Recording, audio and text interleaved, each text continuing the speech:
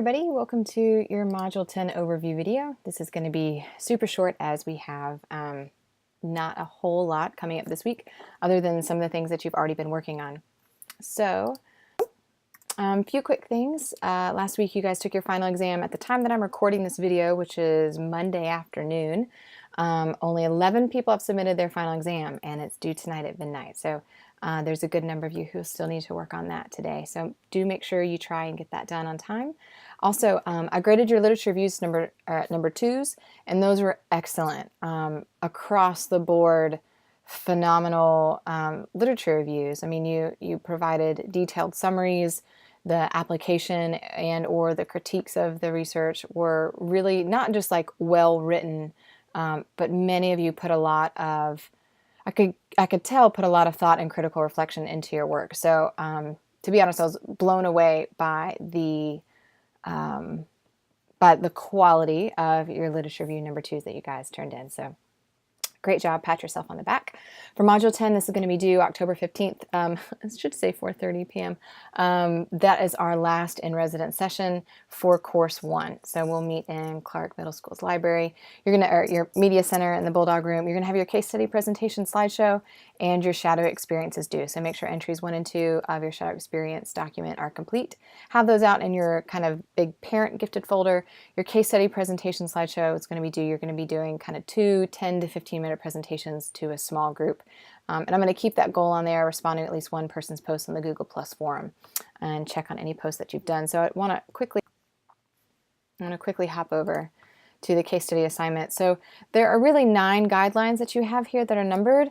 To make it really simple, have at least 9 slides with 1 slide dedicated to each of those things, and make sure at the bottom, it helps to clearly label your slides. I know I'm really easy.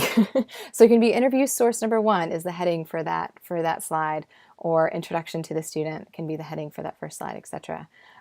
Do take a look over the rubric to make sure that you are perhaps giving yourself your own self-assessment before you submit your slideshow presentation.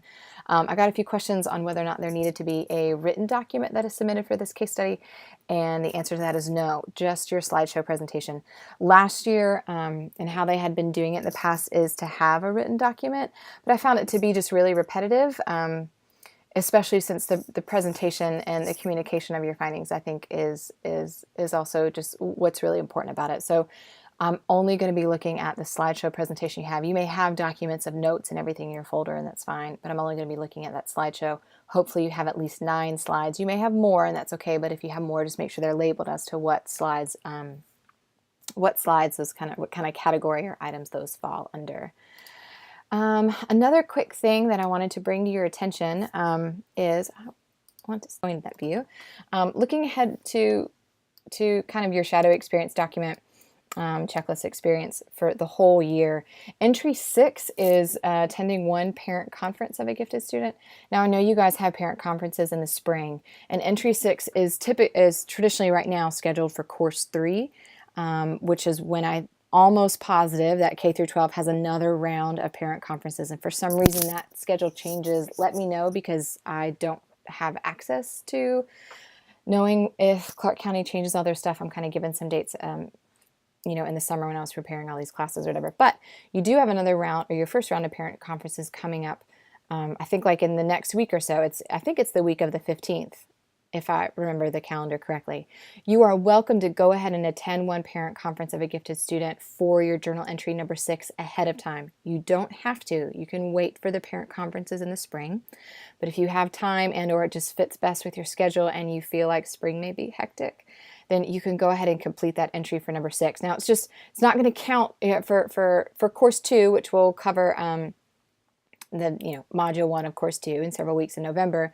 You have entries 3, 4, and 5 to complete for course 2. So entry 6 is just going to be like, getting yourself some brownie points and or just working ahead. I'm not going to grade it right now. I'm going to wait and grade all entry 6s during course 3, but if it helps you to go ahead and do that ahead of time, you're welcome to. So I wanted to bring that to your attention.